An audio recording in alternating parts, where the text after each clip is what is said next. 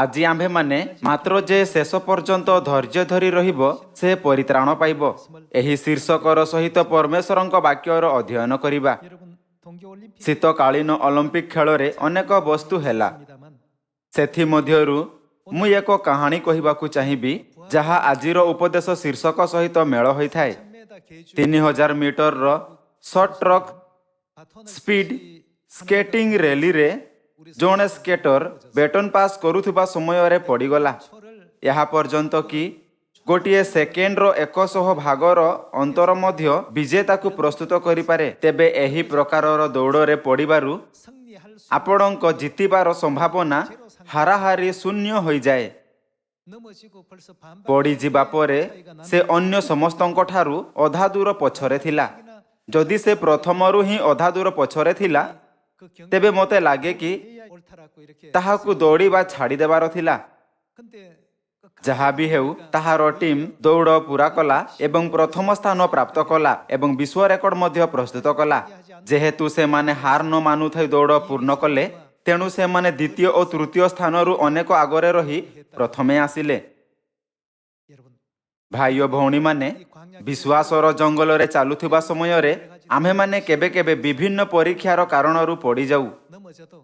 ଯଦିଓ ଆମ୍ଭେ କେତେକ ପରିସ୍ଥିତି ଗୁଡ଼ିକର ସମ୍ମୁଖୀନ କରିଥାଉ ଯାହା ଆମ୍ଭମାନଙ୍କୁ ପତିତ କରେ, କିନ୍ତୁ କ'ଣ ଆମ୍ଭମାନଙ୍କୁ ରୋଲିପାଲି ଖେଳନା ପରି ପୁଣି ଉଠିଯାଇ ଆପଣା ଗନ୍ତବ୍ୟ ସ୍ୱର୍ଗର ରାଜ୍ୟରେ ପହଞ୍ଚିବା ଉଚିତ ନୁହେଁ? ସେଠାକୁ ଯିବାର ପଥରେ ଆମ୍ଭେମାନେ ବେଳେବେଳେ ପଡ଼ିଯାଉ ଏବଂ ଏକ ପରୀକ୍ଷାର ସମ୍ମୁଖୀନ କରିଥାଉ ଯାହା ଆମ୍ଭମାନଙ୍କୁ ଭାବିବାକୁ ଦେଇଥାଏ କି କ'ଣ ମୋତେ ହାର ମାନିବା ଉଚିତ। ଯାହା ବି ହେଉ, ଆସନ୍ତୁ ଆମ୍ଭେମାନେ ସ୍ୱର୍ଗୀୟ ପରିବାରର ସଦସ୍ୟ ହେବା ଯେ ହାର ନ ମାନି ଅନନ୍ତ ସ୍ୱର୍ଗର ରାଜ୍ୟରେ ପ୍ରବେଶ କରିବେ। ଏଥିପାଇଁ ଯୀଶୁ କହିଲେ, କେବଳ ସେ ଯିଏ ଶେଷ ପର୍ଯ୍ୟନ୍ତ ଅର୍ଥାତ୍ ସେହି ସମୟ ପର୍ଯ୍ୟନ୍ତ ଯେବେ ସଭାମୟ ସ୍ୱର୍ଗୀୟ ରାଜ୍ୟର ଦ୍ୱାର ଖୋଲା ଯାଇଥାଏ ବିଶ୍ୱାସରେ ଦୃଢ଼ ରହିବ ତାହାର ପରିତ୍ରାଣ ହେବ। ଆସନ୍ତୁ ଆମ୍ଭେମାନେ ମାଥ୍ୟୁ ଅଧ୍ୟାୟ 10ରେ ଏହା ବିଷୟରେ ଦେଖିବା। ମାଥ୍ୟୁ ଅଧ୍ୟାୟ 10 ପଦ 16। ଦେଖ, ବାଘମାନଙ୍କ ମଧ୍ୟରେ ମେଣ୍ଢାମାନଙ୍କ ପରି ମୁଁ ତୁମ୍ଭମାନଙ୍କୁ ଉଠାଉଅଛି। ଅତଏବ ସର୍ପ ପରି ବୁଦ୍ଧିମାନ ଓ କପଟ ପରି ଅହିଂସକ ହୁଅ। ମାତ୍ର ମନୁଷ୍ୟମାନଙ୍କ ଠାରୁ ସାବଧାନ ହୋଇଥାଅ, କାରଣ ସେମାନେ ତୁମ୍ଭମାନଙ୍କୁ ବିଚାର ସଭାମାନଙ୍କରେ ସମର୍ପଣ କରିବେ ଓ ସେମାନଙ୍କ ସମାଜ ଗୃହ ସମୂହରେ କୋରଡ଼ା ମାରିବେ। ପୁଣି ତୁମ୍ଭେମାନେ ମୋ ସକାଶେ ଶାସନକର୍ତ୍ତା ଓ ରାଜାମାନଙ୍କ ଛାମୁକୁ ଅଣାଯିବ। ତାହା ସେମାନଙ୍କ ଓ ବିଚାରପତିମାନଙ୍କ ପ୍ରତି ସାକ୍ଷ୍ୟ ସ୍ୱରୂପ ହେବ। କିନ୍ତୁ ଯେତେବେଳେ ସେମାନେ ତୁମ୍ଭମାନଙ୍କୁ ସମର୍ପଣ କରିବେ ସେତେବେଳେ ତୁମ୍ଭେମାନେ କିପରି ବା କି କଥା କହିବ ସେ ବିଷୟରେ ଚିନ୍ତିତ ହୁଅ ନାହିଁ, କାରଣ କ'ଣ କହିବ ତାହା ସେହି ଦଣ୍ଡରେ ତୁମ୍ଭମାନଙ୍କୁ ଦିଆଯିବ। ଯେଣୁ ତୁମ୍ଭେମାନେ ବକ୍ତା ନୁହଁ, କିନ୍ତୁ ତୁମ୍ଭମାନଙ୍କ ପିତାଙ୍କ ଆତ୍ମା ଯେ କି ତୁମ୍ଭମାନଙ୍କ ଅନ୍ତରରେ କଥା କହନ୍ତି ସେ ବକ୍ତା ଅଟନ୍ତି। ଭ୍ରାତା ଭ୍ରାତାକୁ ଓ ପିତା ପୁତ୍ରକୁ ମୃତ୍ୟୁ ଭୋଗ କରିବା ନିମନ୍ତେ ସମର୍ପଣ କରିବେ। ପୁଣି ସନ୍ତାନମାନେ ପିତାମାନଙ୍କ ବିରୁଦ୍ଧରେ ଉଠି ସେମାନଙ୍କୁ ବଧ କରିବେ। ଆଉ ମୋହର ନାମ ସକାଶେ ତୁମ୍ଭେମାନେ ସମସ୍ତଙ୍କ ଦ୍ୱାରା ଘୃଣିତ ହେବ। ମାତ୍ର ଯେ କେବେ ପର୍ଯ୍ୟନ୍ତ ଶେଷ ପର୍ଯ୍ୟନ୍ତ ଧୈର୍ଯ୍ୟ ଧରି ରହିବ ସେ ପରିତ୍ରାଣ ପାଇବ। ଏଠାରେ ଶେଷ ପର୍ଯ୍ୟନ୍ତର ଅର୍ଥ ଯେ ପର୍ଯ୍ୟନ୍ତ ଏହା ଶେଷ ହୋଇନଥାଏ। ମାତ୍ର ଯେ ଶେଷ ପର୍ଯ୍ୟନ୍ତ ଧୈର୍ଯ୍ୟ ଧରି ରହିବ ସେ ପରିତ୍ରାଣ ପାଇବ। ଯଦିଓ ଆମ୍ଭେମାନେ କେତେକ କଠିନ ପରିସ୍ଥିତିର ସମ୍ମୁଖୀନ କରିବା, କିନ୍ତୁ ଆମ୍ଭମାନଙ୍କୁ ଶେଷ ପର୍ଯ୍ୟନ୍ତ ଆପଣା ବିଶ୍ୱାସ ଧରି ରଖିବା ଉଚିତ। ଯଦିଓ ମହିଳାମାନଙ୍କ 3000 ମିଟର ରିଲେରେ ସ୍କେଟର ପଡ଼ିଗଲା, କିନ୍ତୁ ସେ ଉଠିଲା ଏବଂ ଦୌଡ଼ିବା ଜାରି ରଖିଲା। ଯଦିଓ ସେମାନେ ବହୁତ ପଛରେ ଥିଲେ ଏବଂ ହାର ମାନି ପାରିଥାନ୍ତେ, କିନ୍ତୁ ସେମାନେ ସ୍କେଟିଂ ଜାରି ରଖିଲେ ଏବଂ ବିଶ୍ୱ ରେକର୍ଡକୁ ଭାଙ୍ଗୁଥାଇ ପ୍ରଥମ ସ୍ଥାନ ହାସଲ କଲେ। ଯେତେବେଳେ ମୁଁ ଏହା ଦେଖିଲି ତେବେ ମୁଁ ଭାବିଲି ଏହା କେବଳ ଏକ ଖେଳ ନୁହେଁ, ମାତ୍ର ଏପରି ଲାଗେ କି ପରମେଶ୍ୱର ଆମ୍ଭମାନଙ୍କ ନିମନ୍ତେ ଏହି ସ୍ଥିତି ପ୍ରସ୍ତୁତ କରିଛନ୍ତି। ବିଶ୍ୱାସର ଜଙ୍ଗଲର ଦୀର୍ଘ ଯାତ୍ରା ଚାଲୁଥାଇ ଆମ୍ଭେ ଅନେକ ପରୀକ୍ଷାର ସମ୍ମୁଖୀନ କରିପାରିବା ଏବଂ ବେଳେବେଳେ ବିଶ୍ୱାସରେ ଦୁର୍ବଳ ହୋଇଥାଉ। କାହାକୁ କ୍ଳାନ୍ତ ଓ ଦୁର୍ବଳ ଅନୁଭବ ହୋଇପାରେ, ଅବା କେହି ପଡ଼ିଯାଇପାରେ। ପରମେଶ୍ୱର ଆଦିରୁ ଅନ୍ତକୁ ଦେଖନ୍ତି, ଏଥିପାଇଁ ସେ ଆମ୍ଭମାନଙ୍କୁ ପ୍ରୋତ୍ସାହନର କେଉଁ ବାକ୍ୟ ଦିଅନ୍ତି? ଶେଷ ପର୍ଯ୍ୟନ୍ତ ଧୈର୍ଯ୍ୟ ଧରି ରୁହ, ମାତ୍ର ଯେ ଶେଷ ପର୍ଯ୍ୟନ୍ତ ଧୈର୍ଯ୍ୟ ଧରି ରହିବ ସେ ପରିତ୍ରାଣ ପାଇବ। 마태복음 24장 ଆସନ୍ତୁ ଆମ୍ଭେମାନେ ମାଥ୍ୟୁ ଅଧ୍ୟାୟ 24 ଉପରେ ଏକ ନଜର ଦେବା। 7절의 말씀 보시면 ପଦ 7। 민족이 민족을 କାରଣ ଜାତି ବିପକ୍ଷରେ ଜାତି ଓ ରାଜ୍ୟ ବିପକ୍ଷରେ ରାଜ୍ୟ ଉଠିବ, 저의 기근과 ପୁଣି ସ୍ଥାନେ ସ୍ଥାନେ ଦୁର୍ଭିକ୍ଷ ଓ ଭୂମିକମ୍ପ ହେବ। 모든 것이 କିନ୍ତୁ ଏହି ସମସ୍ତ ପ୍ରସବ ବେଦନାର ଆରମ୍ଭ ମାତ୍ର। ସେହି ସମୟରେ ଲୋକେ ତୁମମାନଙ୍କୁ କ୍ଲେଶ ଭୋଗ କରିବା ନିମନ୍ତେ ସମର୍ପଣ କରିବେ ଓ ତୁମମାନଙ୍କୁ ବଧ କରିବେ, ଆଉ ମୋହର ନାମ ସକାଶେ ତୁମେମାନେ ସମସ୍ତ ଜାତିଙ୍କ ଦ୍ୱାରା ଘୃଣିତ ହେବ। 그때 많은 사람이 ସେତେବେଳେ ଅନେକ ବିଘ୍ନ ପାଇବେ, ପୁଣି ପରସ୍ପରକୁ ଧରାଇ ଦେବେ ଓ ପରସ୍ପରକୁ ଘୃଣା କରିବେ, ଆଉ ଅନେକ ଭଣ୍ଡ ଭାବବାଦୀ ଉଠି ଅନେକଙ୍କୁ ଭ୍ରାନ୍ତ କରିବେ। 법이 성함으로 ପୁଣି ଅଧର୍ମ ବୃଦ୍ଧି ପାଇବାରୁ ଅଧିକାଂଶ ଲୋକଙ୍କର ପ୍ରେମ ଶିଥିଳ ହୋଇଯିବ। ମାତ୍ର ଯେ ଶେଷ ପର୍ଯ୍ୟନ୍ତ ଧୈର୍ଯ୍ୟ ଧରି ରହିବ 한다고요? ସେ କ'ଣ ପାଇବ? 얻으리라. ପରିତ୍ରାଣ ପାଇବ। 복음이 ଆଉ ସମସ୍ତ ଜାତି ନିକଟରେ ସାକ୍ଷ୍ୟ ଦେବା ନିମନ୍ତେ ରାଜ୍ୟର ଏହି ସୁସମାଚାର ସମୁଦାୟ ପୃଥିବୀରେ ଘୋଷଣା କରାଯିବ, ତତ୍ପରେ ଯୁଗାନ୍ତ ହେବ। 우리 복음도 ପରମେଶ୍ୱର ଆମ୍ଭମାନଙ୍କ ସୁସମାଚାରକୁ ପ୍ରତ୍ୟେକ ସ୍ଥାନରେ ପ୍ରଚାର କରିବାକୁ ଅନୁମତି ଦେଲେ। 육을 지나서 ଏହି ସୁସମାଚାର ପ୍ରତ୍ୟେକ ମହାଦ୍ୱୀପ, 이제 마지막 ଦେଶ, 그 ରାଜ୍ୟ 지역들 ଓ ବର୍ତ୍ତମାନ ସମସ୍ତ ସହରରେ ମଧ୍ୟ ପ୍ରବେଶ କରିଅଛି। 과정에 있으니까 우리 식구들 ଭାଇ ଓ ଭଉଣୀମାନେ, ଆସନ୍ତୁ ଆମ୍ଭେ କ୍ଳାନ୍ତ ହେବା ନାହିଁ, କିନ୍ତୁ ଶେଷ ପର୍ଯ୍ୟନ୍ତ କଠିନ ପରିଶ୍ରମ କରିବା। ଯଦି ଆମ୍ଭେ ଶେଷ ପର୍ଯ୍ୟନ୍ତ ଧୈର୍ଯ୍ୟ ରଖିବା ପରେ ଏଥିରେ ପ୍ରବେଶ କରିବା, ତେବେ କ'ଣ ସ୍ୱର୍ଗର ରାଜ୍ୟ ଅଧିକ ମୂଲ୍ୟବାନ ଓ ସାର୍ଥକ ହେବ ନାହିଁ? ଦୟାକରି କେବଳ ସହଜ ପଥରେ ଚାଲିବା ବିଷୟରେ ଚିନ୍ତା କରନ୍ତୁ ନାହିଁ। 걸어가고 있는 ଏବେ ଆମ୍ଭେ ଯେଉଁ ପଥରେ ଚାଲୁଅଛୁ ସେଥିରେ ବେଳେବେଳେ କ୍ଳାନ୍ତ ଅନୁଭବ ହୋଇପାରେ, ଜୀବନ ବ୍ୟର୍ଥ ଓ ନିରାଶଜନକ ଲାଗିପାରେ।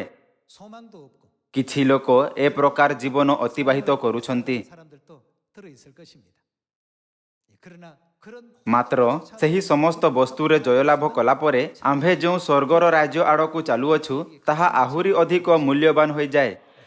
이 땅은 도피성이 ଯେହେତୁ ଏହି ପୃଥିବୀ ଆଶ୍ରୟ ନଗର ଅଟେ, ତେଣୁ ଆମ୍ଭେ ବିନା କଷ୍ଟରେ ବଞ୍ଚିପାରିବା ନାହିଁ। ଯଦି ଆମ୍ଭେମାନେ ଏହି ଆଶ୍ରୟ ନଗରରେ ସେହି ପ୍ରକାରର ବାତାବରଣ, ରହିବାର ସ୍ଥିତି ଏବଂ ଖୁସିର ଲାଳସା କରିବାକୁ ଚେଷ୍ଟା କରିବା ଯାହା ସ୍ୱର୍ଗରେ ଆମ୍ଭମାନଙ୍କୁ ମିଳିବ, ତେବେ ଆମ୍ଭେ ସର୍ବଦା ଅସଫଳ ହେବା। ଯେବେ ଏପରି ଲାଗେ କି ଆମ୍ଭ ପାଖରେ କାର୍ଯ୍ୟ କରିବା ପାଇଁ ଉପଯୁକ୍ତ ପରିସ୍ଥିତି ଅଛି, ତେବେ ଆମ୍ଭମାନଙ୍କ ପାଖରେ ସଠିକ ଲୋକ ହୁଅନ୍ତେ ନାହିଁ। ଏବେ ଯେବେ ଆମ୍ଭମାନଙ୍କ ପାଖରେ ସଠିକ ଲୋକ ଅଛନ୍ତି, ତେବେ ଆମ୍ଭମାନଙ୍କ ପାଖରେ ପରିସ୍ଥିତି ନଥାଏ। ଯେତେବେଳେ ଗୋଟିଏ ବସ୍ତୁ ଉପଯୁକ୍ତ ଲାଗିଥାଏ, ତେବେ ଅନ୍ୟଟି ଉପଯୁକ୍ତ ଲାଗେ ନାହିଁ, ଏବଂ ଯେବେ ଅନ୍ୟଟି ଉପଯୁକ୍ତ ଲାଗେ, ତେବେ ଅନ୍ୟ ବସ୍ତୁ ଉପଯୁକ୍ତ ଲାଗେ ନାହିଁ। ଆମ୍ଭେ ଏହି ପ୍ରକାର ପରିସ୍ଥିତିରେ ବଞ୍ଚୁଅଛୁ। ଏହା ସତ୍ତ୍ୱେ ଯଦି ଆମ୍ଭେ ଶେଷ ପର୍ଯ୍ୟନ୍ତ ଧୈର୍ଯ୍ୟ ରଖିବା, ତେବେ ପରମେଶ୍ୱର ଆମ୍ଭେ ସମସ୍ତଙ୍କୁ ଏକ ସ୍ୱର୍ଣ୍ଣ ପଦକ ପ୍ରଦାନ କରିବେ। କ'ଣ ଆତ୍ମିକ ସ୍ୱର୍ଣ୍ଣ ପଦକ ହାସଲ କରିବା ଅଧିକ ଶୋଭାମୟ ହେବ ନାହିଁ? ସ୍ୱର୍ଗୀୟ ମୁକୁଟ ଯାହା ଆମ୍ଭେ ପ୍ରାପ୍ତ କରିବା ତାହା ଅଧିକ ମୂଲ୍ୟବାନ ଅଟେ। 이 땅에서 편안한 ଯଦିଓ ଆମ୍ଭେମାନେ ଏହି ଦୁନିଆରେ ଏକ ଆରାମଦାୟକ ଓ ସହଜ ଜୀବନ ଜୀଇବା ପରେ ଏଥିରେ ପ୍ରବେଶ କରିବା, ତେବେ ମଧ୍ୟ ସ୍ୱର୍ଗ ଏକ ଶୋଭାମୟ ସ୍ଥାନ ହେବ। 이 땅에 ପ୍ରେରିତ ପାଉଲଙ୍କ ବିଷୟରେ ଚିନ୍ତା କରନ୍ତୁ, ଯିଏ ଏହି ପୃଥିବୀରେ ଥିବା ସମୟରେ ସ୍ୱର୍ଗ ଯିବା ପାଇଁ ପ୍ରତ୍ୟେକ ଚେଷ୍ଟା କଲା। ସେ ସୁସମାଚାର ନିମନ୍ତେ ଉନ୍ମୁକ୍ତ, ଥଣ୍ଡା, ଭୋକ ଓ ଶୋଷକୁ ମଧ୍ୟ ସହ୍ୟ କଲା। 천국과 କିଏ ସ୍ୱର୍ଗକୁ ଅଧିକ ମୂଲ୍ୟବାନ ମାନିବ? ପାଉଲ ଅବା ଅନ୍ୟ ବ୍ୟକ୍ତି ଯିଏ ଆରାମଦାୟକ ଜୀବନ ଜୀଇବା ପରେ ଏହା ପ୍ରାପ୍ତ କରିଅଛି? 이래서 우리 앞에 ଏଥିପାଇଁ ପରମେଶ୍ୱର ଆମ୍ଭମାନଙ୍କ ପଥରେ ଅସ୍ଥାୟୀ ଅସୁବିଧା, 또 어려움도 두기도 하시고 କଷ୍ଟ, 또 고난과 핍박도 ଯନ୍ତ୍ରଣା 시간 ଏବଂ ନିର୍ଯାତନାକୁ ରଖନ୍ତି। 시험을 କ'ଣ ବାଇବଲ ଏହା କହେ ନାହିଁ କି ପରମେଶ୍ୱର ସର୍ବଦା ସମସ୍ତ ପରିଶ୍ରମରେ ଜୟଲାଭ କରିବାରେ 있지 않습니까? ଆମ୍ଭମାନଙ୍କ ସାହାଯ୍ୟ କରନ୍ତି? 3장 ଆସନ୍ତୁ ଆମ୍ଭେମାନେ ଏବ୍ରିୟ ଅଧ୍ୟାୟ 3 ପଦ 12କୁ ଯିବା। 형제들아 너희 ହେ ଭାଇମାନେ, ସାବଧାନ, ଯେପରି ଜୀବନ୍ତ ଈଶ୍ୱରଙ୍କ ଠାରୁ ବିମୁଖକାରୀ ଦୁଷ୍ଟ 살아계신 하나님에게서 ଅବିଶ୍ୱାସୀ ହୃଦୟ ତୁମମାନଙ୍କ କାହାରିଠାରେ ନଥାଏ। 오직 오늘이라 କିନ୍ତୁ କାଳେ ପାପର ପ୍ରବଞ୍ଚନା ଦ୍ୱାରା ତୁମମାନଙ୍କ ମଧ୍ୟରୁ କେହି କଠିନ ମନା ହୁଏ, ଏଥି ନିମନ୍ତେ ଆଜି ସୁଯୋଗ ଥାଉ ଥାଉ ପ୍ରତିଦିନ ପରସ୍ପରକୁ ଉତ୍ସାହ ଦିଅ। 우리가 시작할 때 କାରଣ ଆରମ୍ଭରେ ଆମ୍ଭମାନଙ୍କର ଯେଉଁ ବିଶ୍ୱାସ ଥିଲା, ତାହା ଯଦି କେବେ ପର୍ଯ୍ୟନ୍ତ, ଶେଷ ପର୍ଯ୍ୟନ୍ତ, ଅର୍ଥାତ୍ ଯେବେ ଆମ୍ଭେ ଆପଣା ବିଶ୍ୱାସର ଜୀବନ ଆରମ୍ଭ କଲୁ, ସେହି ସମ୍ପୂର୍ଣ୍ଣ ବିଶ୍ୱାସର ସହିତ ଶେଷ ପର୍ଯ୍ୟନ୍ତ ଦୃଢ଼ ରୂପେ ଧରି ରଖୁ, ତାହା ହେଲେ ଖ୍ରୀଷ୍ଟଙ୍କ ସହଭାଗୀ ହୋଇ ରହିବୁ। 그리스도와 함께 참여하는 자가 되리라.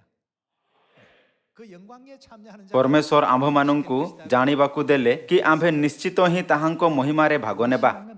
ପରମେଶ୍ୱର କହିଲେ କି ଯଦି ଆମ୍ଭେ ଶେଷ ପର୍ଯ୍ୟନ୍ତ ଧୈର୍ଯ୍ୟ ରଖିବା, ତେବେ ଆମ୍ଭମାନଙ୍କ ବିଶ୍ୱାସର ଜୀବନ ସାର୍ଥକ ହୋଇଯିବ। ଯଦି ଆମ୍ଭେ ଅଧା ରାସ୍ତାରେ ହାର ମାନି ନେବା, ଯଦିଓ ଆମ୍ଭେ ଦୌଡ଼ରେ ପ୍ରଥମ ସ୍ଥାନରେ ଦୌଡ଼ୁଅଛୁ, ତେବେ ଆମ୍ଭେ କେବେ ମଧ୍ୟ ପ୍ରଥମ ସ୍ଥାନ ପ୍ରାପ୍ତ କରିପାରିବା ନାହିଁ। 만한 이와 같은 କ'ଣ ଏହାର ଅର୍ଥ ଏହା ନୁହେଁ କି ଆମ୍ଭେ ପୁରସ୍କାର ପାଇବାର ଯୋଗ୍ୟ ନାହୁଁ? 그래서 우리가 ଏହି କାରଣରୁ ପରମେଶ୍ୱର କହିଲେ, 확신에 찬 ଯଦି ଶେଷ ପର୍ଯ୍ୟନ୍ତ ଦୃଢ଼ ରୂପେ ଧରି ରଖୁ, 그리스도와 함께 하나님께서 ତାହାହେଲେ ଖ୍ରୀଷ୍ଟଙ୍କ ସହଭାଗୀ ହୋଇ ରହିବୁ। 될 것이다고 알려주셨습니다. 우리 고린도전서 10장 ଆସନ୍ତୁ ଆମ୍ଭେମାନେ ପ୍ରଥମ କରିନ୍ଥିଓ ଅଧ୍ୟାୟ 10କୁ ଯିବା ଏବଂ ଆମ୍ଭମାନଙ୍କ ହୃଦୟରେ ଏହି ବାକ୍ୟ ଗୁଡ଼ିକୁ ଉତ୍କୀର୍ଣ୍ଣ କରିବା। ମାତ୍ର ଯେ ଶେଷ ପର୍ଯ୍ୟନ୍ତ ଧୈର୍ଯ୍ୟ ଧରି ରହିବ, ସେ ପରିତ୍ରାଣ ପାଇବ। 왜이 고린도전서 ଆମ୍ଭେ ଏହି ଅଧ୍ୟାୟକୁ ଅଧ୍ୟୟନ କରିବାର ଆବଶ୍ୟକତା ଏଥିପାଇଁ, 백성들의 କାରଣ ଆମ୍ଭମାନଙ୍କ ବିଶ୍ୱାସର ଜୀବନ ଇସ୍ରାଏଲୀୟମାନଙ୍କ 40 ବର୍ଷର ଜଙ୍ଗଲର ଜୀବନ ସମାନ ଅଟେ। 광야 40년의 그 କିଣାନରେ ସେମାନଙ୍କ 40 ବର୍ଷର ଯାତ୍ରା ଓ ସ୍ୱର୍ଗର ଆମ୍ଭମାନଙ୍କ ଯାତ୍ରା ମଧ୍ୟରେ ସମ୍ବନ୍ଧ ଏକ ଛାୟା ଓ ବାସ୍ତବିକତା ଅଟେ। 그래서 과거 ବହୁତ ଇସ୍ରାଏଲୀୟ ଶେଷ ପର୍ଯ୍ୟନ୍ତ କିଣାନ ପର୍ଯ୍ୟନ୍ତ ପହଞ୍ଚି ପାରିଲେ ନାହିଁ, କାରଣ ସେମାନେ ନିରାଶ ଅନୁଭବ କଲେ 또 좌절하고 ଓ ପଥରେ ହିଁ ହାର ମାନିନେଲେ। 우리가 다시 한번 바라보면서 우리의 믿음의 ଏଥିପାଇଁ ଆମ୍ଭେ ଆପଣା ସ୍ୱର୍ଗ ଯିବାର ପଥରେ ତାଙ୍କ ଉଦାହରଣର ପାଳନ କରିବା ଉଚିତ ନୁହେଁ। 그들은 중간에 ଯଦିଓ ସେମାନେ ପଥରେ ହାର ମାନିନେଲେ, କିନ୍ତୁ ଆମ୍ଭମାନଙ୍କୁ କ'ଣ କରିବା ଉଚିତ? ଆମ୍ଭମାନଙ୍କୁ କହିବା ଉଚିତ, ଆମ୍ଭେ ଶେଷ ପର୍ଯ୍ୟନ୍ତ ଯେଉଁଠିକି ସେ ଆମ୍ଭମାନଙ୍କ ପଥ ପ୍ରଦର୍ଶନ କରିବେ, ସେଠାରେ ପରମେଶ୍ୱରଙ୍କ ପାଳନ କରିବା। ଆମ୍ଭେ ଆପଣା ଆଶା ନ ହରାଉଥାଇ ପରମେଶ୍ୱରଙ୍କ ପାଳନ କରିବା। ଯଦିଓ ଆମ୍ଭମାନଙ୍କ ଜୀବନ ଯନ୍ତ୍ରଣାଦାୟକ ଓ କ୍ଳାନ୍ତକାରୀ, ଆଉ ଆମ୍ଭକୁ ଗୋଟିଏ ଦିନରେ 10 ଥର ହାର ମାନିବା ପରି ଲାଗେ, 그래도 끝까지 କିନ୍ତୁ ଆମ୍ଭେ କେବେ ମଧ୍ୟ ଆପଣା ବିଶ୍ୱାସକୁ ଛାଡ଼ିପାରିବା ନାହିଁ, ଯାହା ଆମ୍ଭମାନଙ୍କ ପ୍ରଥମ ବିଶ୍ୱାସ ଅଟେ। 이렇게 하고 ଏହି ସଂକଳ୍ପର ସହିତ ଆମ୍ଭକୁ ଆଗକୁ ବଢ଼ିବା ଉଚିତ। 우리 고린도전서 ଆସନ୍ତୁ ଆମ୍ଭେମାନେ ପ୍ରଥମ କରିନ୍ଥିଓ ଅଧ୍ୟାୟ 10 ପଦ 1 ଦେଖିବା। କାରଣ ହେ ଭାଇମାନେ, ଆମ୍ଭମାନଙ୍କ ପିତୃପୁରୁଷ ସମସ୍ତେ ମେଘ ତଳେ ଥିଲେ, ଆଉ ସମସ୍ତେ ସମୁଦ୍ର ମଧ୍ୟ ଦେଇ ଗମନ କଲେ। ପୁଣି ସମସ୍ତେ ମେଘ ଓ ସମୁଦ୍ରରେ ମଶାଙ୍କ ଉଦ୍ଦେଶ୍ୟରେ ବାପ୍ତିଜିତ ହେଲେ। 다 같은 ଆଉ ସମସ୍ତେ ଏକ ପାରମାର୍ଥିକ ଖାଦ୍ୟ ଭୋଜନ କଲେ ଓ ସମସ୍ତେ ଏକ ପାରମାର୍ଥିକ ପେୟ ପାନ କଲେ, ଯେଣୁ ସେମାନେ ସେମାନଙ୍କ ଅନୁବର୍ତ୍ତୀ ପାରମାର୍ଥିକ ଶୈଳରୁ ପାନ କରୁଥିଲେ, ଆଉ ସେହି ଶୈଳ ଖ୍ରୀଷ୍ଟ। 그러나 저희의 다수를 ତଥାପି ସେମାନଙ୍କ ମଧ୍ୟରୁ ଅଧିକାଂଶଠାରେ ଈଶ୍ୱରଙ୍କ ସନ୍ତୋଷ ନଥିଲା। ତେଣୁ ସେମାନଙ୍କ ସହିତ କ'ଣ ହେଲା? ସେମାନେ ପ୍ରାନ୍ତରରେ ମଲେ। ଏ ସମସ୍ତ କଥା ଯେ ତୁମେମାନେ ଅଜ୍ଞାତ ଥାଅ, ଏହା ମୋହର ଇଚ୍ଛା ନୁହେଁ। ଯେତେ ପ୍ରାନ୍ତରରେ ମଲେ, ସେ ସମସ୍ତେ ସେମାନେ ଥିଲେ ଯେଉଁମାନେ ହାର ମାନିଲେ। ଯେହେତୁ ସେମାନଙ୍କ ପାଖରେ ଅନେକ ପ୍ରକାରର ବାହାନା ଥିଲା, ତେଣୁ ସେମାନେ ଶେଷ ପର୍ଯ୍ୟନ୍ତ ରହିପାରିଲେ ନାହିଁ। ସେମାନେ 그들에게 있어서 ପ୍ରତ୍ୟେକ ପ୍ରତିକୂଳ ପରିସ୍ଥିତିକୁ 문제시하고 ଯାହାର ସେମାନେ ସମ୍ମୁଖୀନ ହେଲେ 내용으로서 제시가 되는 କଠିନ ମାନିଲେ 이 자연 원망이 ଏବଂ ଏହି କାରଣରୁ ସେମାନେ ବଚସା 생기고 생기고 ଓ ଅଭିଯୋଗ କଲେ 자기만이 아니라 ଏବଂ ଆଖପାଖର 전부 그렇게 ଲୋକମାନଙ୍କୁ ମଧ୍ୟ ଉତ୍ତେଜିତ କଲେ। 오염을 시키고 말이에요. 그래서 결국 ତେଣୁ ପଦ 5 କହିଥାଏ କି ସେମାନେ ଶେଷରେ ପ୍ରାନ୍ତରରେ ମଲେ। 6절의 말씀 보겠습니다. ପଦ 6, 그런 일은 ସେମାନେ ଯେ ପ୍ରକାର ମନ୍ଦ ବିଷୟରେ ଅଭିଳାଷୀ ହୋଇଥିଲେ, ଆମ୍ଭେମାନେ ଯେପରି ସେ ପ୍ରକାର ଅଭିଳାଷୀ ନ ହେଉ, ଏଥି ନିମନ୍ତେ ଏହି ସମସ୍ତ ବିଷୟ ଆମ୍ଭମାନଙ୍କ ପକ୍ଷରେ ଦୃଷ୍ଟାନ୍ତ ସ୍ୱରୂପ ହୋଇଅଛି। ଯେପରି ସେମାନଙ୍କ ମଧ୍ୟରେ କେତେକ ପ୍ରତିମା ପୂଜକ ହେଲେ, ସେପରି ତୁମେମାନେ ପ୍ରତିମା ପୂଜକ ହୁଅ ନାହିଁ। ଯେପରି ଲେଖାଅଛି, ଲୋକମାନେ ଭୋଜନ ପାନ କରିବାକୁ ବସିଲେ ଆଉ ନୃତ୍ୟ କରିବାକୁ ଉଠିଲେ। ଯେପରି ସେମାନଙ୍କ ମଧ୍ୟରେ କେତେକ ବ୍ୟଭିଚାର କରି ଏକ ଦିନରେ 23,000 ମରିଗଲେ, ସେପରି ଆମ୍ଭେମାନେ ବ୍ୟଭିଚାର ନ କରୁ। 저희 중에 어떤 일이 ଯେପରି ସେମାନଙ୍କ ମଧ୍ୟରେ କେତେକ ପ୍ରଭୁଙ୍କୁ ପରୀକ୍ଷା କରି ସର୍ପ ଦ୍ୱାରା ବିନଷ୍ଟ ହେଲେ, 우리는 저희와 같이 ସେପରି ଆମ୍ଭେମାନେ ପ୍ରଭୁଙ୍କୁ ପରୀକ୍ଷା ନ କରୁ। 저희 중에 어떤 이들이 ଯେପରି ସେମାନଙ୍କ ମଧ୍ୟରେ କେତେକ ଲୋକ ବଚସା କରି ସୁନାରକ ଦ୍ୱାରା ବିନଷ୍ଟ ହେଲେ, ସେପରି ତୁମେମାନେ ବଚସା କର ନାହିଁ। 하지 말라. 저희에게 당한 이런 ଏହି ସମସ୍ତ ଦୃଷ୍ଟାନ୍ତ ସ୍ୱରୂପେ ସେମାନଙ୍କ ପ୍ରତି ଘଟିଲା। ଆଉ ଯେଉଁମାନଙ୍କ ସମୟରେ ଯୁଗାକାଳ ଉପସ୍ଥିତ ହୋଇଅଛି, ଏପରି ଯେ ଆମ୍ଭେମାନେ ଆମ୍ଭମାନଙ୍କ ଚେତନା ନିମନ୍ତେ ସେହି ସବୁ ଲେଖାଯାଇଅଛି। ଏଣୁ ଯେ ଆପଣାକୁ ସ୍ଥିର ବୋଲି ମନେକରେ, ସେ ଯେପରି ପତିତ ନ ହୁଏ, ଏଥି ନିମନ୍ତେ ସେ ସାବଧାନ ହେଉ। ମନୁଷ୍ୟ ପ୍ରତି ଯେଉଁ ପ୍ରକାର ପରୀକ୍ଷା ସ୍ୱାଭାବିକ, ତାହା ଛଡ଼ା ଅନ୍ୟ ପ୍ରକାର ପରୀକ୍ଷା ତୁମମାନଙ୍କ ପ୍ରତି ଘଟି ନାହିଁ। କିନ୍ତୁ ଈଶ୍ୱର ବିଶ୍ୱାସ୍ୟ, ସେ କ'ଣ ତୁମମାନଙ୍କୁ କୌଣସି ଅସହ୍ୟ ପରୀକ୍ଷାରେ ପରୀକ୍ଷିତ ହେବାକୁ ଦେବେ ନାହିଁ। ମାତ୍ର ଯେପରି ତୁମେମାନେ ସହ୍ୟ କରିପାର, ସେ କ'ଣ କରିବେ? ସେ ଉଦ୍ଧାରର ପଥ ମଧ୍ୟ ପ୍ରସ୍ତୁତ କରିବେ। ଉଦ୍ଧାରର ପଥ ପ୍ରସ୍ତୁତ କରିବେ, ଯେପରି ତୁମେମାନେ ସହ୍ୟ କରିପାର। 끝까지 믿음을 ଯଦି ଆମ୍ଭେ ଶେଷ ପର୍ଯ୍ୟନ୍ତ ଆପଣା ବିଶ୍ୱାସକୁ ସ୍ଥିର ରଖିବା ପାଇଁ ଦୃଢ଼ ଅଟୁ, ତେବେ ପରମେଶ୍ୱର ପଥ ଖୋଲିଦେବେ। 이건 도저히 철저히 내가 ଆମ୍ଭେ ଯାହା ସମ୍ମୁଖୀନ କରିଥାଉ ତାହା କୌଣସି ଉଚ୍ଚ ପାହାଡ଼ ନୁହେଁ ଯେଉଁଠାରେ ଆମ୍ଭେମାନେ ଆରୋହଣ କରିପାରିବା ନାହିଁ ଅବା ପଙ୍ଗସ୍ଥାନ ନୁହେଁ ଯାହାକୁ ଆମ୍ଭେ ଅତିକ୍ରମ କରିପାରିବା ନାହିଁ। ପରମେଶ୍ୱର ଅସ୍ଥାୟୀ ରୂପେ ଆମ୍ଭମାନଙ୍କୁ କଠିନ ପରିସ୍ଥିତି ଅବା ବାତାବରଣରେ ରଖନ୍ତି, 그럴 적만 କିନ୍ତୁ ଯେବେ ମଧ୍ୟ ଏପରି ହୋଇଥାଏ ପରମେଶ୍ୱର ଆମ୍ଭମାନଙ୍କ ନିମନ୍ତେ ତାହା ଉପରେ ଜୟପ୍ରାପ୍ତ କରିବା ଓ ତାହା ଅତିକ୍ରମ କରିବାର ପଥ ଖୋଲନ୍ତି। 주실 것이다 하였습니다. 오늘 여러분과 저는 ଯଦି ଆମ୍ଭମାନଙ୍କ ପାଖରେ ବିଶ୍ୱାସକୁ ହରାଇବା ବିନା ଶେଷ ପର୍ଯ୍ୟନ୍ତ ଆଗକୁ ବୃଦ୍ଧି ହେବାର 하겠다는 ଦୃଢ଼ ସଂକଳ୍ପ ଅଛି, 의지만 있다라고 ତେବେ ପରମେଶ୍ୱର ସର୍ବଦା ଆମ୍ଭମାନଙ୍କ ପଥ ପ୍ରଦର୍ଶନ କରିବେ। ଏଥିପାଇଁ ମୁଁ ସିଓନର ସମସ୍ତ ସନ୍ତାନଙ୍କୁ କହୁଅଛି କି ସେହି ପଥର ପାଳନ କରନ୍ତୁ ଯାହା ପରମେଶ୍ୱର ଆପଣଙ୍କ ନିମନ୍ତେ ଖୋଲନ୍ତି, ଯାହାଫଳରେ ଆପଣ ସୁରକ୍ଷିତ ରୂପେ ସ୍ୱର୍ଗକୁ ପହଞ୍ଚି ପାରିବେ। ଏଠାରେ ପରୀକ୍ଷା ଶବ୍ଦର ଉଲ୍ଲେଖ କରାଯାଇଅଛି। ପରୀକ୍ଷାରେ ଜୟ ପାଇବା ନିମନ୍ତେ କାହାର ଆବଶ୍ୟକତା ଅଛି? 믿음이 있어야 되겠죠. ଆମ୍ଭକୁ ବିଶ୍ୱାସର ଆବଶ୍ୟକତା ଅଛି। 시험을 이기는 데는 ପରୀକ୍ଷାରେ ଜୟ ପାଇବା ନିମନ୍ତେ ବିଶ୍ୱାସ ଠାରୁ ଉପଯୁକ୍ତ କିଛି ମଧ୍ୟ ନାହିଁ। 이 광야 길에 ପରମେଶ୍ୱର ଇସ୍ରାଏଲମାନଙ୍କୁ ପ୍ରସନ୍ନ ହେଲେ ନାହିଁ, 또 하나님 ଏଥିପାଇଁ ସେମାନେ ବିନଷ୍ଟ ହେଲେ ଓ ଜଙ୍ଗଲରେ ନଷ୍ଟ ହୋଇଗଲେ। ଏହି ଯୁଗରେ ଆସନ୍ତୁ ଆମ୍ଭେମାନେ 3500 ବର୍ଷ ପୂର୍ବର ଇସ୍ରାଏଲଙ୍କ ସମାନ ବଞ୍ଚିବା ନାହିଁ, 이 시대는 କିନ୍ତୁ ସ୍ୱର୍ଗୀୟ ପିତା ଓ ସ୍ୱର୍ଗୀୟ ମାତାଙ୍କଠାରେ ଅନୁଗ୍ରହପୂର୍ଣ୍ଣ ବିଶ୍ୱାସର ସହିତ ଖୁସି ଓ ଆନନ୍ଦରେ ବଞ୍ଚିବା। ମୁଁ ଆପଣଙ୍କୁ ଏହି ଆଶା ରଖିବାକୁ କହୁଅଛି କି ଆମ୍ଭେ ଅତି ଶୀଘ୍ର ଆପଣା ଆତ୍ମିକ ଘର 마음 가운데 품고 ସ୍ୱର୍ଗକୁ ଯିବା 또 그런 믿음을 갖고 ଆଉ ସେହି ବିଶ୍ୱାସର ସହିତ ଆଗକୁ ବଢ଼ିବା। 부탁드리겠습니다.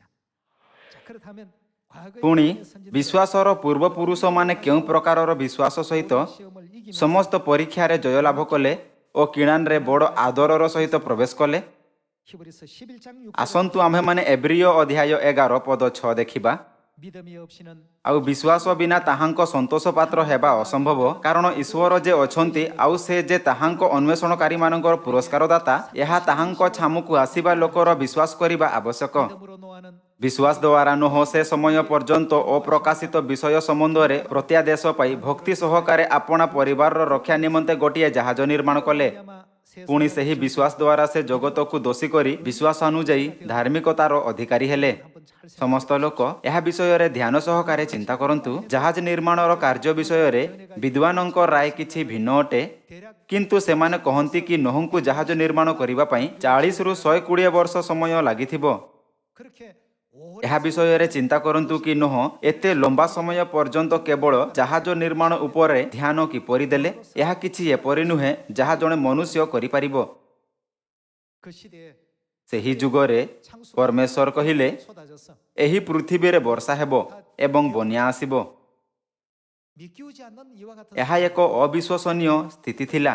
조금 한 ଧରି ନିଅନ୍ତୁ କି ନୋହ ଗୋଟିଏ କିମ୍ବା 2 ବର୍ଷ ପାଇଁ ବିଶ୍ୱାସର ସହିତ ଧୈର୍ଯ୍ୟ ରଖିଲା, ସେ 10 ବର୍ଷ ପର୍ଯ୍ୟନ୍ତ ଧୈର୍ଯ୍ୟ ରଖିଲା, ସେ 20 ବର୍ଷ ପର୍ଯ୍ୟନ୍ତ ଧୈର୍ଯ୍ୟ ରଖିଲା, ଆଉ ସେ 30 ବର୍ଷ ପର୍ଯ୍ୟନ୍ତ ଧୈର୍ଯ୍ୟ ରଖିଲା। 해도 끝이 ସେ କାମ କରିବା ଜାରି ରଖିଲା, କିନ୍ତୁ ଏହା ଅନ୍ତହୀନ ଲାଗୁଥିଲା ଏବଂ ପାଣିର ଗୋଟିଏ ବୁନ୍ଦା ମଧ୍ୟ ଆକାଶରୁ ପଡ଼ୁନଥିଲା। ମାତ୍ର ପରମେଶ୍ୱର ତାହାକୁ କହିଲେ, ଜାହାଜ ନିର୍ମାଣ କର। କ'ଣ ଏହା କିଛି ଏପରି ଯାହା ବିଶ୍ୱାସ ବିନା କରାଯାଇପାରିବ? 결국 다 만들어 놓고 ଯେବେ ସେ ଏହା ପୂର୍ଣ୍ଣ କଲେ, ତେବେ କ'ଣ ପରମେଶ୍ୱର ଶେଷରେ ଜଳ ଦ୍ୱାରା ସଂସାରର ନ୍ୟାୟ କଲେ ନାହିଁ? 그리고 노아와 그 가족 କ'ଣ ପରମେଶ୍ୱର ନୋହ ଓ ତାଙ୍କ ପରିବାରକୁ ରକ୍ଷା କଲେ ନାହିଁ? ଆଉ କ'ଣ ତାଙ୍କ ଦ୍ୱାରା ପରମେଶ୍ୱର ନିର୍ଜୀବ ଦୁନିଆକୁ 이 세상에 ସମସ୍ତ ମାନବ ଜାତି ନିମନ୍ତେ 온 ଏକ ଉପଯୁକ୍ତ ଦୁନିଆ ନିର୍ମାଣ କରିନାହାନ୍ତି?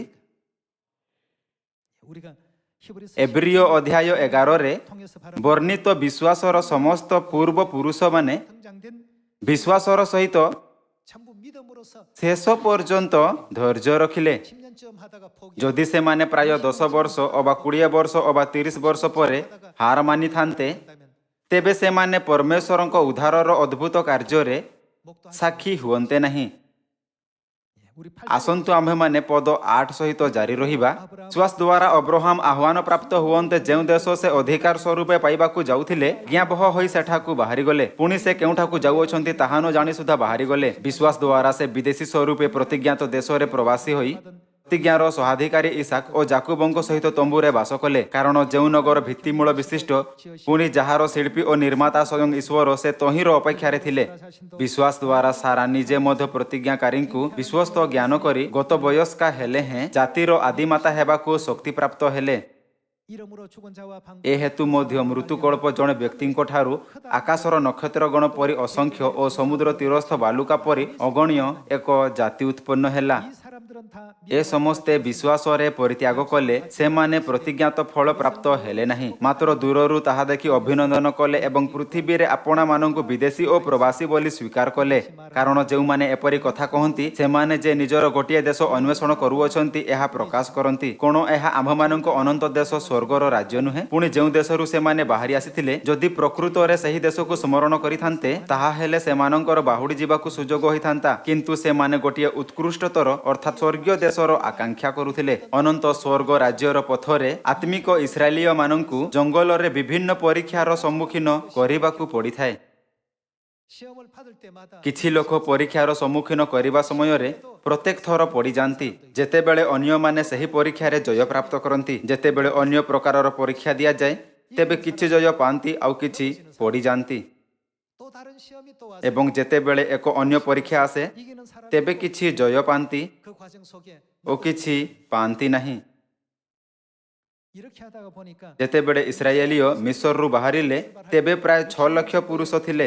କିନ୍ତୁ ଯେତେବେଳେ ସେମାନେ କିଣାନ ପହଞ୍ଚିଲେ, ତେବେ ଯଦିଓ 40 ବର୍ଷ ଅତିବାହିତ ହୋଇଥିଲା, କିନ୍ତୁ ସେମାନଙ୍କ ସଂଖ୍ୟା ସେତେବେଳେ ମଧ୍ୟ ତାହା ହିଁ ଥିଲା। 밖에 안 됐습니다.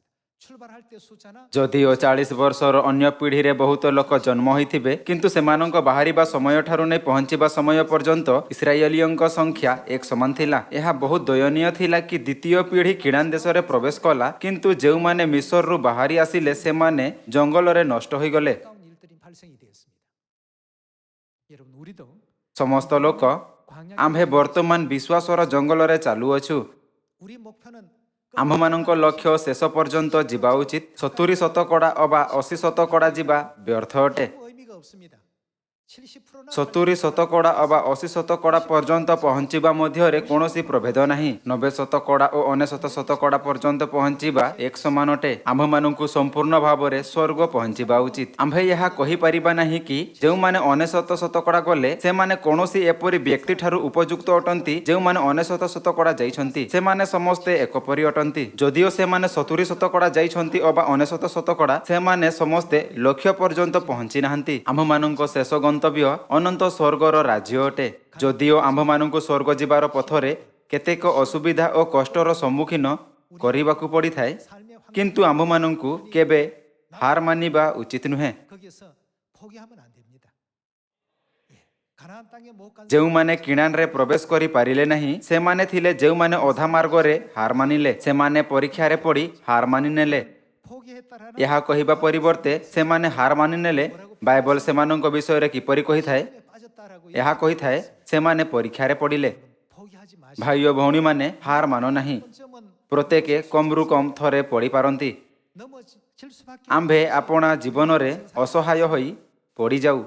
କିନ୍ତୁ ଯଦି ଆମ୍ଭେମାନେ ପଡ଼ିଯାଉ, ତେବେ ଆମ୍ଭମାନଙ୍କୁ ଉଠିବା ଉଚିତ। ଯଦିଓ ଆମ୍ଭେ ଗୋଟିଏ ପଥର ଉପରେ ଝୁଣ୍ଟି ପଡ଼ୁ 발을 ଅବା ଆପଣା ପାଦ ଖସିଯାଏ, 넘어질 수가 있어요. ଆମ୍ଭେ ପଡ଼ିପାରୁ। 일어나면 되죠. ପୁଣି ଆମ୍ଭକୁ କେବଳ ପୁଣି ଥରେ ଉଠିବାର ଆବଶ୍ୟକ ଅଛି। ଏପରି କରି ଆମ୍ଭକୁ ସ୍ୱର୍ଗ ଯିବା ପର୍ଯ୍ୟନ୍ତ ଯାହା ଆମ୍ଭମାନଙ୍କ ଲକ୍ଷ୍ୟ ଅଟେ, ପହଞ୍ଚିବାରେ ଅସଫଳ ହେବା ଉଚିତ ନୁହେଁ। 께서는 ଯେହେତୁ ପରମେଶ୍ୱର ଏହି ଯୁଗକୁ ଆଦିରୁ ଦେଖନ୍ତି, 보셨기 ତେବେ ପରମେଶ୍ୱର ଏହି ସନ୍ଦେଶ ଦ୍ୱାରା ଆମ୍ଭମାନଙ୍କୁ ପ୍ରୋତ୍ସାହିତ କରୁଛନ୍ତି। 때문에 주셨습니다. 40년 광야길에 ପରମେଶ୍ୱର କହିଲେ, ଜଙ୍ଗଲରେ ଇସ୍ରାଏଲୀୟମାନଙ୍କ 40 ବର୍ଷର ଜୀବନରେ ଯାହା ହେଲା ତାହା ଭୁଲ ନାହିଁ। 저들이 포기할 ଏହା ସ୍ମରଣ ରଖିବାର ଆବଶ୍ୟକତା କି ସେମାନେ କାହିଁକି ହାର ମାନିଲେ ଓ ସେମାନେ କିଣାନରେ ପ୍ରବେଶ କାହିଁକି କରିପାରିଲେ ନାହିଁ, ଯାହା ଫଳରେ ତୁମ୍ଭେ ସ୍ୱର୍ଗରେ ପ୍ରବେଶ କରିବାରେ ଅସଫଳ ହୁଅ ନାହିଁ। ପରମେଶ୍ୱର ଆମ୍ଭମାନଙ୍କୁ କହିଲେ କି ସ୍ୱର୍ଗରେ ପ୍ରବେଶ କରିବା ପାଇଁ ଇସ୍ରାଏଲୀୟମାନଙ୍କ ତୁଳନାରେ ଅଧିକ ମହାନ ବିଶ୍ୱାସ ରଖନ୍ତୁ। 신명기서 8장 ଆସନ୍ତୁ ଆମ୍ଭେମାନେ ଦ୍ୱିତୀୟ ବିବରଣ ଅଧ୍ୟାୟ 8 ପଦ 2 ଉପରେ ନଜର ଦେବା। ତୁମ୍ଭର ମାନସ ଜାଣିବା ପାଇଁ ଓ ତୁମ୍ଭକୁ ନମ୍ର କରିବା ପାଇଁ ସଦାପ୍ରଭୁ ତୁମ୍ଭ ପରମେଶ୍ୱର ଏହି 40 ବର୍ଷ ପ୍ରାନ୍ତର ମଧ୍ୟରେ ତୁମ୍ଭକୁ ଯେ ସକଳ ପଥରେ ଗମନ କରାଇଅଛନ୍ତି, ଆମ୍ଭକୁ ଏହା କ'ଣ କରିବା ଉଚିତ? ଆମ୍ଭକୁ ଏହା ସ୍ମରଣ କରିବା ଉଚିତ। ଆମ୍ଭକୁ ଏହା କାହିଁକି ସ୍ମରଣ କରିବା ଉଚିତ? ସ୍ୱର୍ଗରେ ପ୍ରବେଶ କରିବା ପାଇଁ ଆମ୍ଭକୁ ତାଙ୍କ ଉଦାହରଣରୁ ଶିକ୍ଷା କରିବା ଉଚିତ। 포기했지만 ସେମାନେ ହାର ମାନିଲେ, କିନ୍ତୁ ଆମ୍ଭେ ହାର ମାନିବା ନାହିଁ। ଯଦିଓ 3000 ମିଟରର ରିଲେରେ ଜଣେ ସ୍କେଟର ପଡ଼ିଗଲା, କିନ୍ତୁ ସେ ପୁଣି ଉଠିଲା, 오히려 앞서가던 선 ଯାହା ଫଳରେ ତାହାର ଟିମ୍ ଅନ୍ୟ ଟିମ୍ ଗୁଡ଼ିକୁ ପରାଜିତ କରି ପ୍ରଥମ ସ୍ଥାନରେ ଆସିଗଲା। 바라보면서 하나님께서 ଏହା ଦେଖି ମୁଁ ଭାବିଲି ଯେ ପରମେଶ୍ୱର ପ୍ରତ୍ୟେକ ସ୍ଥିତି କାହିଁକି ପ୍ରସ୍ତୁତ କଲେ? ପରମେଶ୍ୱର ଆମ୍ଭମାନଙ୍କୁ ଏହା କାହିଁକି ଦେଖିବାକୁ ଦେଲେ? ଯଦିଓ ସ୍କେଟର 3000 ମିଟର ରିଲେରେ ପଡ଼ିଗଲା, 계속 달렸습니다. କିନ୍ତୁ ସେ ସ୍କେଟିଂ କରିବା ଜାରି ରଖିଲା। ଯଦିଓ ସେ ପଡ଼ିଗଲା, କିନ୍ତୁ ସେ ଉଠିଲା। 그게 제- ଏହି କାହାଣୀ ମୋ ପାଇଁ ସବୁଠାରୁ ପ୍ରଭାବଶାଳୀ ଥିଲା। 그래서 ପରମେଶ୍ୱର ଦ୍ୱିତୀୟ ବିବରଣ ଅଧ୍ୟାୟ 8 ପଦ 2ରେ କହିଲେ କି ଆମ୍ଭକୁ ଏହା ସ୍ମରଣ ରଖିବାର ଆବଶ୍ୟକତା ଅଛି କି ପରମେଶ୍ୱର ଇସ୍ରାଏଲୀୟମାନଙ୍କୁ ଜଙ୍ଗଲରେ କାହିଁକି ଚଳାଇଲେ। ଏହା ତୁମ୍ଭକୁ ନମ୍ର କରିବା ପାଇଁ ଓ କ'ଣ କରିବା ପାଇଁ ଥିଲା? 한번 시험해 ଆମ୍ଭେ ତୁମ୍ଭର ଏହା ଦେଖିବା ପାଇଁ ତୁମ୍ଭର ପରୀକ୍ଷା କଲୁ କି କ'ଣ ତୁମ୍ଭ ପାଖରେ ସ୍ୱର୍ଗରେ ପ୍ରବେଶ କରିବା ପାଇଁ ପର୍ଯ୍ୟାପ୍ତ ବିଶ୍ୱାସ ଅଛି। ବେଳେ ବେଳେ ପରମେଶ୍ୱର ଆମ୍ଭମାନଙ୍କୁ ଏକ ଏପରି ମାର୍ଗରେ ଚାଲିବାକୁ ଦିଅନ୍ତି ଯାହା ବେଳେ ବେଳେ କ୍ଳାନ୍ତ, ଅତି ବ୍ୟସ୍ତ, 때로는 피곤한 길, ବେଳେ ବେଳେ କ୍ଳାନ୍ତ ଅବା ସହଜ ହୋଇଥାଏ। 너무 한가로운 길도 가게 하시고 너를 시험하사 ପୁଣି ତୁମ୍ଭେ ତାହାଙ୍କ ଆଜ୍ଞା ପାଳନ କରିବ କି ନାହିଁ 지키는지 ଏ ବିଷୟରେ ତୁମ୍ଭର ପରୀକ୍ଷା ନେବା ପାଇଁ। 3절의 말씀입니다. ପଦ 3 너를 낮추시며 ଆଉ ମନୁଷ୍ୟ ଯେ କେବଳ ରୋଟିରେ ବଞ୍ଚେ ନାହିଁ, ମାତ୍ର ସଦାପ୍ରଭୁଙ୍କ ମୁଖରୁ ଯାହା ଯାହା ନିର୍ଗତ ହୁଏ ତହିଁରେ ହିଁ ବଞ୍ଚେ। ଏହା ତୁମ୍ଭକୁ ଜଣାଇବା ପାଇଁ ସେ ତୁମ୍ଭକୁ ନମ୍ର ଓ କ୍ଷୁଧିତ କରି ତୁମ୍ଭର ଅଜ୍ଞାତ ଓ ତୁମ୍ଭ ପୂର୍ବପୁରୁଷଗଣର ଅଜ୍ଞାତ ମାନା ଦେଇ ପ୍ରତିପାଳନ କରିଅଛନ୍ତି। 40년 동안에 ଏହି 40 ବର୍ଷ ଯାକ ତୁମ୍ଭ ଶରୀରରେ ବସ୍ତ୍ର ଜୀର୍ଣ୍ଣ ହେଲା ନାହିଁ ଓ ତୁମ୍ଭର ପାଦ ଫୁଲିଲା ନାହିଁ। 사람이 그 ପୁଣି ମନୁଷ୍ୟ ଯେପରି ଆପଣା ପୁତ୍ରକୁ ଶାସନ କରେ, ତଦ୍ରୂପ ସଦାପ୍ରଭୁ ତୁମ୍ଭ ପରମେଶ୍ୱର ତୁମ୍ଭକୁ ଶାସନ କରନ୍ତି। ଏହା ତୁମ୍ଭେ ଆପଣା ମନରେ ବିବେଚନା କରିବ। ତୁମ୍ଭେ ସଦାପ୍ରଭୁ ଆପଣା ପରମେଶ୍ୱରଙ୍କ ଆଜ୍ଞା ପାଳନ କରି ତାହାଙ୍କ ପଥରେ ଗମନ କରିବ ଓ ତାହାଙ୍କୁ ଭୟ କରିବ। କାରଣ ସଦାପ୍ରଭୁ ତୁମ୍ଭ ପରମେଶ୍ୱର ତୁମ୍ଭକୁ ଏକ ଉତ୍ତମ ଦେଶକୁ ନେଇ ଯାଉଅଛନ୍ତି, ତାହା ସମସ୍ତଳୀ ଓ ପର୍ବତରେ ପ୍ରବାହିତ ସ୍ରୋତ ଓ ନିର୍ଝର ଓ ଜଳାଶୟର ଦେଶ। 코리의 소산지 ସେହି ଦେଶ ଗହମ ଓ ଯବ ଓ ଦ୍ରାକ୍ଷା ଓ ଡିମିରି ଓ ଡାଳିମ୍ବ ବୃକ୍ଷମୟ। ସେହି ଦେଶ ଜିତତୈଳ ଓ ମଧୁମୟ। 너의 먹는 식물에 ସେହି ଦେଶରେ ତୁମ୍ଭେ ନିଗ୍ଧା ଭାବ ବିନା ଆହାର ଭୋଜନ କରିବ। ସେଠାରେ ତୁମ୍ଭର କୌଣସି ବିଷୟର ଅଭାବ ହେବ ନାହିଁ। ସେ ଦେଶର ପଥର ଲୁହା ଓ ତୁମ୍ଭେ ତହିଁର ପର୍ବତରୁ ତଳ ଖୋଳି ପାରିବ। ଆଉ ତୁମ୍ଭେ ଭୋଜନ କରି ତୃପ୍ତ ହେବ। ପୁଣି ସଦାପ୍ରଭୁ ତୁମ୍ଭ ପରମେଶ୍ୱର ତୁମ୍ଭକୁ ଯେଉଁ ଉତ୍ତମ ଦେଶ ଦେଇଅଛନ୍ତି, ତହିଁ ସକାଶୁ ତାହାଙ୍କର ଧନ୍ୟବାଦ କରିବ। ସାବଧାନ, ମୁଁ ଆଜି ତୁମ୍ଭକୁ ଯେ ଆଜ୍ଞା ଓ ବିଧି ଓ ଶାସନ ଆଜ୍ଞା କରୁଅଛି, ତାହା ପାଳନ ନ କରି ଯେପରି ତୁମ୍ଭେ ସଦାପ୍ରଭୁ ଆପଣା ପରମେଶ୍ୱରଙ୍କୁ ପାସୋରି ନ ଯାଅ। ବାଇବଲ ଆମ୍ଭମାନଙ୍କୁ ଏହି ପ୍ରକାର ଶିକ୍ଷା ଦେଇଥାଏ। 이 길을 ପରମେଶ୍ୱର ଆମ୍ଭକୁ କହିଲେ କି ଜଙ୍ଗଲରେ ଯାହା କିଛି ହେଲା ଭୁଲିବ ନାହିଁ। ଯଦିଓ ଆମ୍ଭେମାନେ ଇସ୍ରାଏଲୀୟମାନଙ୍କ ପରି ଗୋଟିଏ ପଥରେ ଚାଲିଥାଉ, ତେବେ ଆମ୍ଭେ ଇସ୍ରାଏଲୀୟମାନଙ୍କ ପରି ହାର ମାନିବା, ନିରାଶ ହେବା ଓ ଏଣେ ତେଣେ ହୋଇଯିବା। 같은 이 ଏଥିପାଇଁ ପରମେଶ୍ୱର ଆମ୍ଭମାନଙ୍କୁ ତାଙ୍କ ମାର୍ଗ ସ୍ମରଣ କରିବା ପାଇଁ କହନ୍ତି, ଯାହାଫଳରେ ଆମ୍ଭେମାନେ ବିଶ୍ୱାସର ଜଙ୍ଗଲରେ ଚାଲୁଥାଇ ସେହି ମାର୍ଗର ପାଖକୁ ଯିବା ନାହିଁ। 절대 좌절하지 ଆସନ୍ତୁ ଆମ୍ଭେ କେବେ ନିରାଶ ହେବା ନାହିଁ। 포기하지도 맙시다. କାହାକୁ ହାର ମଧ୍ୟ ମାନିବା ଉଚିତ ନୁହେଁ। 다른 건 다 ଆପଣ ସଂସାରର ପ୍ରତ୍ୟେକ ବସ୍ତୁ ଉପରେ ହାର ମାନିପାରନ୍ତି, କିନ୍ତୁ ସ୍ୱର୍ଗର ରାଜ୍ୟ ଉପରେ କେବେ ନୁହେଁ। 힘냅시다. ଚାଲ ଜାଗୃତ ହେବା। 생활이 어렵고 ଯଦିଓ ଆମ୍ଭମାନଙ୍କ ଶାରୀରିକ ଜୀବନ କଠିନ ହୋଇପାରେ, ଆଉ କେତେକ ସମସ୍ୟା 여러 가지 ଆମ୍ଭକୁ ଅଟକାଇପାରେ ଓ ବିଶ୍ୱାସର ଆମ୍ଭମାନଙ୍କ ଜୀବନକୁ କଠିନ କରିପାରେ, କିନ୍ତୁ ପରମେଶ୍ୱର ସେମାନଙ୍କୁ କେବଳ କ୍ଷଣକ ପାଇଁ ଆମ୍ଭମାନଙ୍କ ସମ୍ମୁଖରେ ରଖନ୍ତି ଓ ସର୍ବଦା ଆମ୍ଭମାନଙ୍କ ପାଇଁ ମାର୍ଗ ଖୋଲନ୍ତି। ପରମେଶ୍ୱର ଏହା ଦେଖାଇବାକୁ ଚାହାନ୍ତି କି କ'ଣ ଆମ୍ଭେ ବର୍ତ୍ତମାନ ମଧ୍ୟ ଶିଶୁ ଅଟୁ ଯେ ଏକ ଛୋଟ ବାଧାକୁ ମଧ୍ୟ ଅଟକାଇ ପାର କରିପାରିବା ନାହିଁ, ଅବା ଆମ୍ଭେ ବୟସ ପ୍ରାପ୍ତ ହୋଇଅଛୁ ଯିଏ ସହଜରେ କୌଣସି ବସ୍ତୁକୁ ମଧ୍ୟ ଅତିକ୍ରମ କରିପାରେ। 께서 ଯେହେତୁ ପରମେଶ୍ୱର ମାର୍ଗ ଖୋଲିବାର ପ୍ରତିଜ୍ଞା କରିଛନ୍ତି, ତେବେ ଆସନ୍ତୁ ଆମ୍ଭେମାନେ ଅସୁବିଧାରେ ଲାଗି ରହିବା ନାହିଁ, ଅବା ନିରାଶ ଅବା ହତାଶ ଅନୁଭବ କରିବା ନାହିଁ। 있다는 사실 ସିଓନର ଆମ୍ଭମାନଙ୍କ ପରିବାରର ସଦସ୍ୟ, ଆସନ୍ତୁ ଆମ୍ଭେମାନେ ସର୍ବଦା ସ୍ମରଣ ରଖିବା କି ଆମ୍ଭମାନଙ୍କ ପାଖରେ ସ୍ୱର୍ଗର ଆଶା ଅଛି ଏବଂ ଆମ୍ଭେ ପିତା ଓ ମାତାଙ୍କ ସହିତ ମିଶି ସୁସମାଚାରର ମାର୍ଗରେ ଚାଲୁଅଛୁ। ଏଥିପାଇଁ ଆସନ୍ତୁ ଆମ୍ଭେମାନେ ସର୍ବଦା ଖୁସି ରହିବା। ଏପରି କରିବା ଦ୍ୱାରା ଆସନ୍ତୁ ଆମ୍ଭେ ସମସ୍ତେ ସୁନ୍ଦର ସ୍ୱର୍ଗୀୟ ପରିବାର ହେବା, ଯେଉଁମାନେ ଆପଣା ଆତ୍ମିକ ଘର ସ୍ୱର୍ଗରେ ଯେଉଁଠି ପିତା ଓ ମାତା ନିବାସ କରନ୍ତି, ସଦାସର୍ବଦା ନିମନ୍ତେ ଅନନ୍ତ ଜୀବନ ଏବଂ ଖୁସିର ଆନନ୍ଦ ନେବାରେ ସକ୍ଷମ ହେବା। ସିଓନର ଆମ୍ଭମାନଙ୍କ ପରିବାରର ସଦସ୍ୟ ଜାଗୃତ ରୁହ ଓ ବହୁତ ଆଶୀର୍ବାଦକୁ ପ୍ରାପ୍ତ କର। ଆପଣଙ୍କ ବହୁତ ବହୁତ ଧନ୍ୟବାଦ।